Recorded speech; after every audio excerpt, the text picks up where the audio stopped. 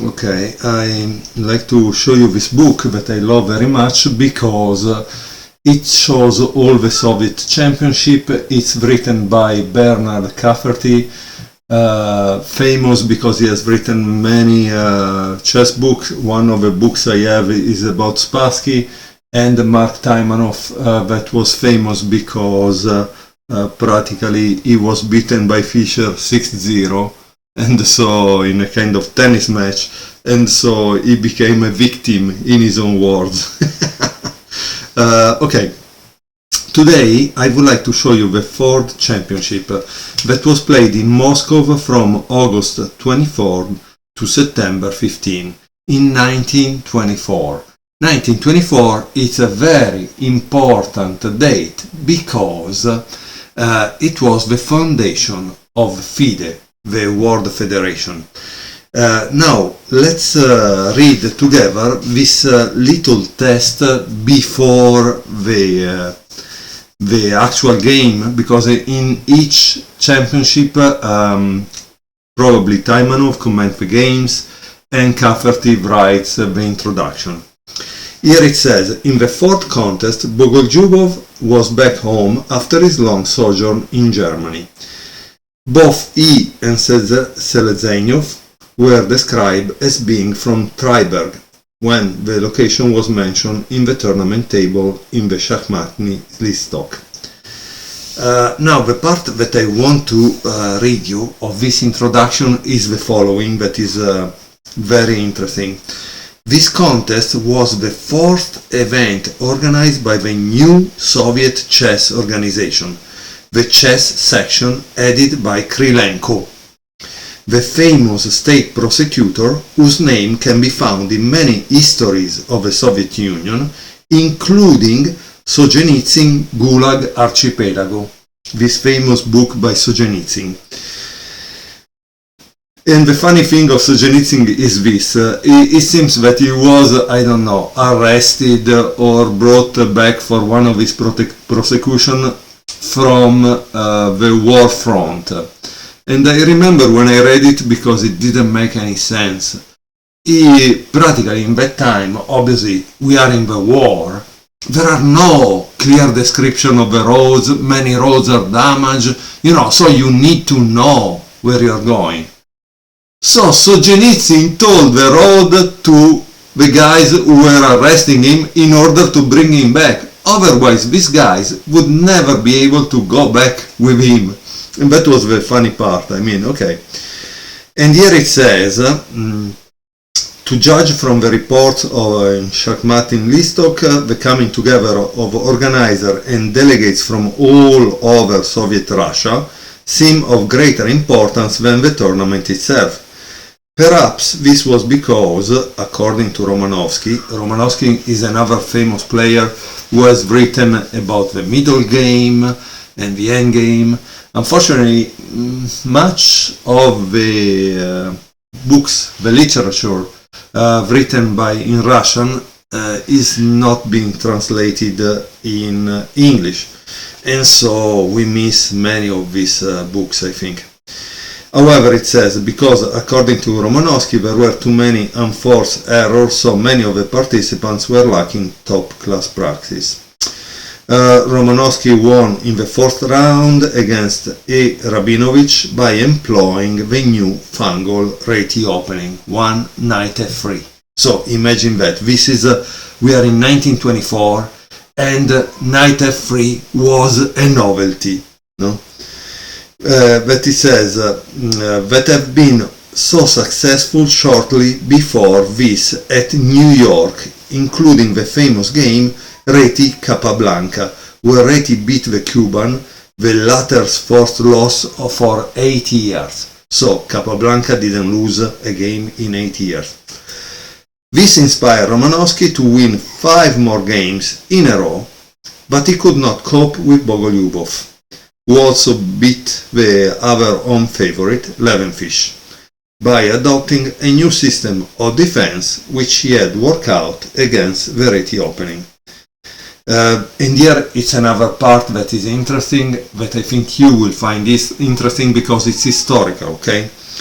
The period 1923 1924, was the time when the battle between traditional and Marxist models of chess organization was resolved in favor of the latter. Chess was politicized so that the Soviet Union refused to become a member of FIDE, the putative world ruling body founded in 1924, because it viewed that organization as being bourgeois. Okay, and with that said, now I will present you the table of the game and the game for this chapter. Okay, now we go to the table of the Ford Championship, and then we start to see the game. The game is played between Boris Verslinsky against Grigory Levenfish. This game won the Brilliancy Prize, although it deserved recognition only for its spectacular finish, the fourth part of the game being rather mundane. E4, E5, Knight F3, Knight C6, Bishop B5, A6. Notice this is a Soviet chess set, but I don't think it's from that period. I don't know if I have one of that period. Maybe I have a previous period that is like 1900. Bishop A4, Knight F6, Knight C3. How criteria change. The great Tarrasch thought this the strongest move, but in our days it has practically disappeared from tournament play. So maybe this is the comment of Taimanov. Bishop E7, castle.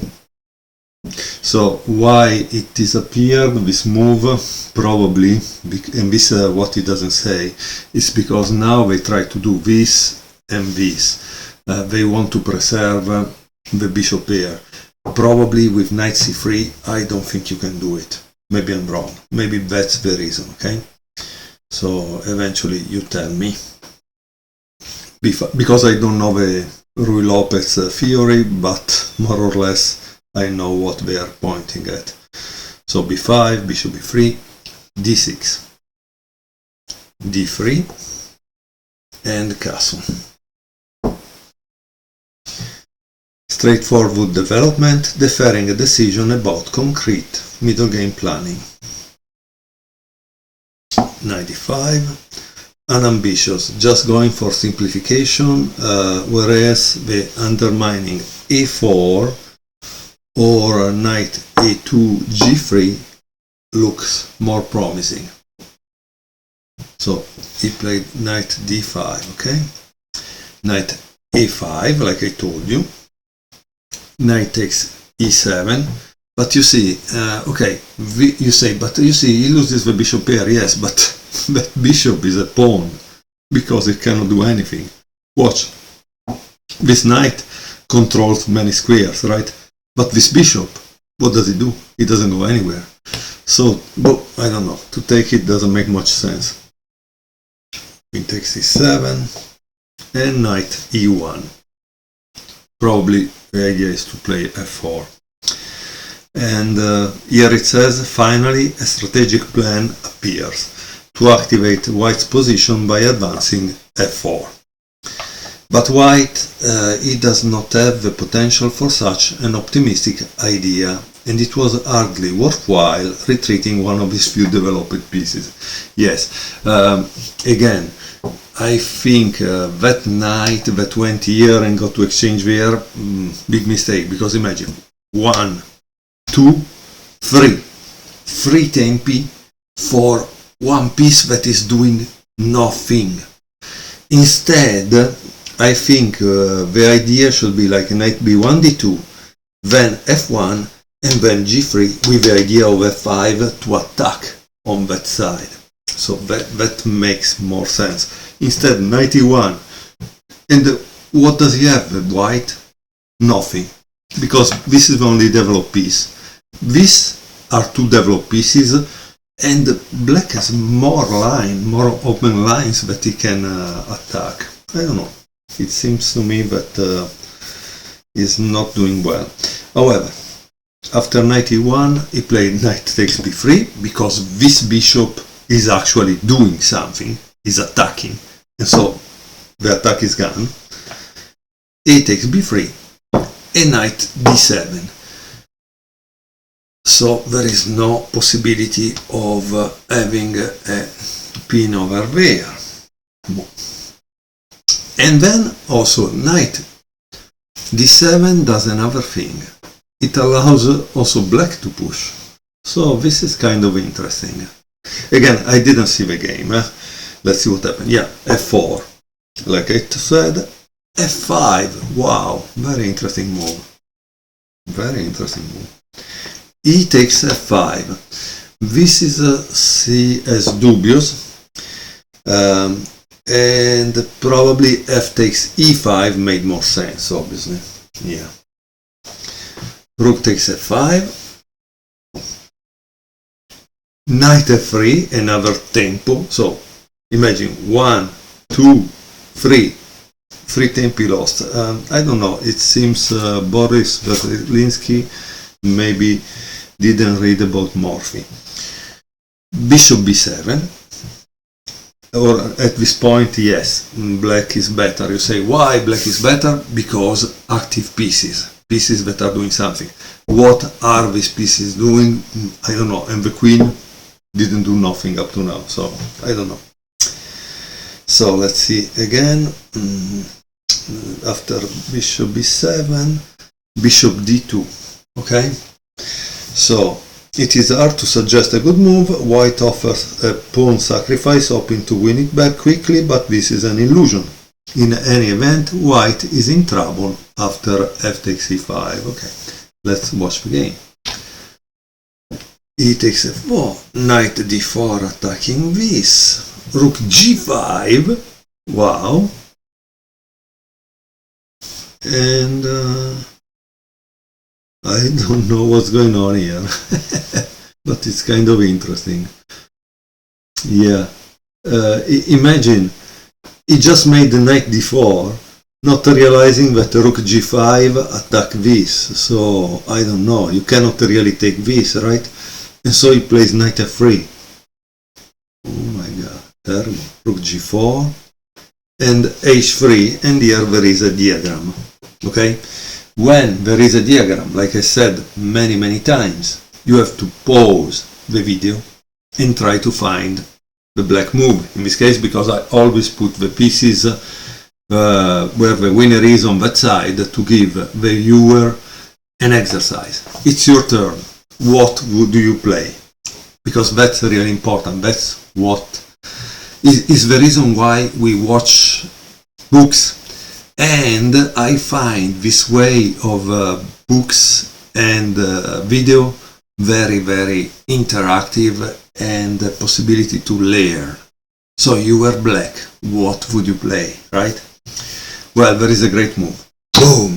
Rook takes g2. King takes g2. Now notice, this is pin. When a piece is pin, it's not defending anything in reality. So what do you think is black next move? Queen g5, check. King h1, so this is still pin, is not doing nothing. And what do you think black played at this point? As you can see, I'm asking you questions because I want you to actually learn something from this game. In this way, you will also find the right move, the right moves in your own games. Knight e5. Only this open up an attack from black's combined pieces. The tempting bishop queen g3 is wrong in view of d4. Okay, so d4 would take control of that square. So that's why it's not okay. After this there is queen e2. Let's see, queen g3, queen g2. And now what would you play if you were black?